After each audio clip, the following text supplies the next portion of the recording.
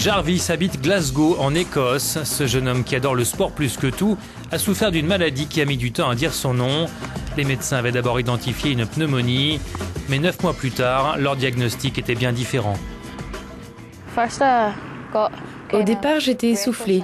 Je n'avais pas beaucoup d'énergie et j'avais une très vilaine toux. Parfois, j'avais des douleurs dans la poitrine. Les médecins ont alors découvert que j'avais la tuberculose. Je n'ai pas pu aller à l'école pendant 2 mois et j'ai dû prendre plein de médicaments.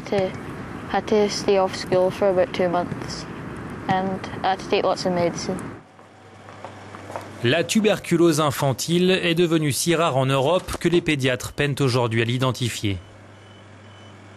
Pour le docteur Beate Kampmann, spécialiste de la maladie, l'exemple de Jarvis illustre le manque criant de connaissances des médecins.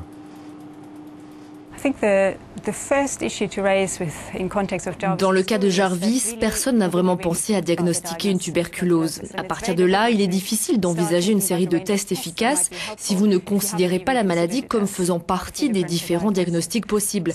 En Europe, la tuberculose est considérée comme une maladie du passé qui a virtuellement disparu.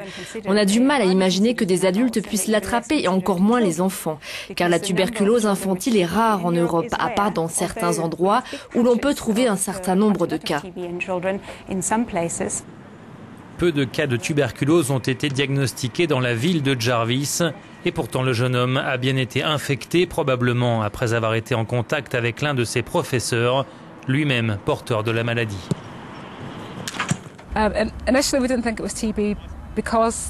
Au départ, on ne pensait pas que ça pouvait être la tuberculose car Jarvis avait été vacciné contre le BCG.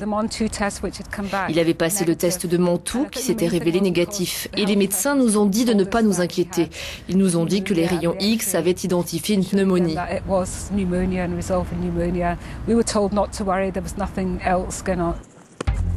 La tuberculose infantile est plus difficile à diagnostiquer que la tuberculose de l'adulte. L'insuffisance de bactéries dans la salive des enfants empêche de faire des analyses concluantes. Pour livrer les bons diagnostics, les pédiatres sont obligés d'assembler un véritable puzzle d'indices. Tout d'abord, il faut se mettre en tête que la tuberculose est l'un des diagnostics possibles. Ensuite, il faut déterminer si l'enfant a été exposé à un cas de tuberculose, y compris si ça remonte à longtemps. Si c'est le cas, il faut mener l'enquête pour identifier la source. Il faut déterminer ensuite si l'enfant présente des symptômes qui concordent avec ceux de la maladie. Ça peut être une perte de poids ou une toux. Si les symptômes sont chroniques, alors ils peuvent vouloir dire quelque chose. Ensuite, il faut tenter d'établir un diagnostic microbiologique, prélever de la salive sur le patient et la mettre en culture. La recherche doit encore améliorer les méthodes de diagnostic, trouver des médicaments plus efficaces pour écourter les traitements, créer des vaccins pour combattre d'autres formes de tuberculose. Un certain nombre d'entre eux sont en train d'être expérimentés. Dans notre laboratoire, nous expérimentons une nouvelle série d'antigènes, notamment un meilleur vaccin contre le BCG. On essaie de voir comment des enfants avec des caractéristiques différentes répondent à ces antigènes. Les traitements précoces pour adultes constituent toujours la meilleure prévention contre la tuberculose infantile. À Stockholm, le Centre européen de prévention et de contrôle des maladies surveille la propagation des maladies infectieuses en Europe, dont la tuberculose. En Europe, le défi représenté par la tuberculose infantile va bien au-delà des diagnostics et des traitements. Nous avons l'opportunité de concentrer nos efforts sur cette maladie pour empêcher sa propagation au sein des pays de l'Union. La majorité des enfants qui ont développé la tuberculose en Europe sont infectés à l'intérieur de nos frontières, souvent après avoir été au contact d'adultes porteurs de la maladie. Une identification rapide de la tuberculose et un traitement approprié est donc essentiel. La prévention de la tuberculose, l'amélioration des traitements, c'est une mission qui est conduite dans tous les pays de l'Union européenne. Nous sommes dans un hôpital situé dans la ville roumaine de Brașov. Ici, des enfants sont soignés contre la tuberculose. Les traitements peuvent durer 6 mois.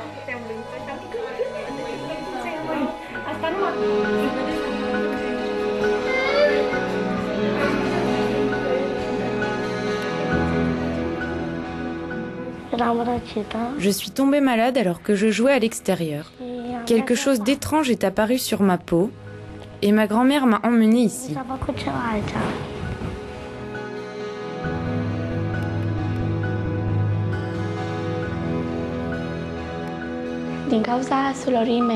J'ai été contaminée par ma sœur. Elle est morte. Et je dois maintenant rester à l'hôpital pour y subir des traitements.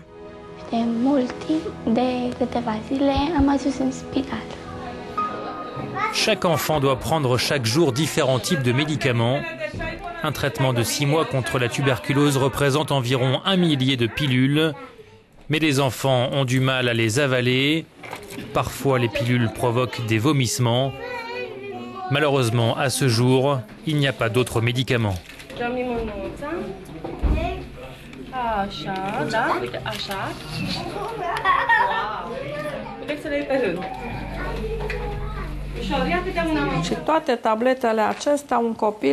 Ce que vous voyez sur cette table, ce sont toutes les pilules qu'un enfant est censé prendre pendant un traitement de 6 mois. Le problème, c'est que les enfants prennent les mêmes pilules que les adultes.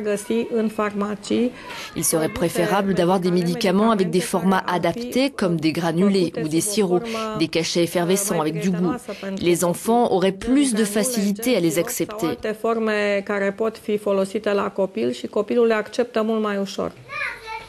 Dans le contexte actuel de mondialisation, il est presque impossible d'empêcher la propagation de la maladie d'une région à l'autre. Seule une mobilisation internationale permettra de lutter efficacement contre la tuberculose. Cet effort doit se faire sur un plan médical, mais pas seulement. Les enfants les plus vulnérables à la tuberculose vivent dans une très grande pauvreté. Au cours de la dernière décennie, il faut souligner que 40 000 enfants ont développé des cas de tuberculose dans l'Union européenne. Il y en avait 3 300 l'année dernière. Derrière chaque cas, il y a un enfant qui doit subir des traitements très lourds. Nous devons progresser pour établir de meilleurs diagnostics, mais pas seulement sur la tuberculose des adultes. Nous devons également progresser pour mieux identifier la tuberculose infantile. De la même manière, nous devons développer des médicaments mieux adaptés aux enfants, de façon à ce que les traitements soient moins difficiles et moins douloureux pour eux. painful and less difficult for children.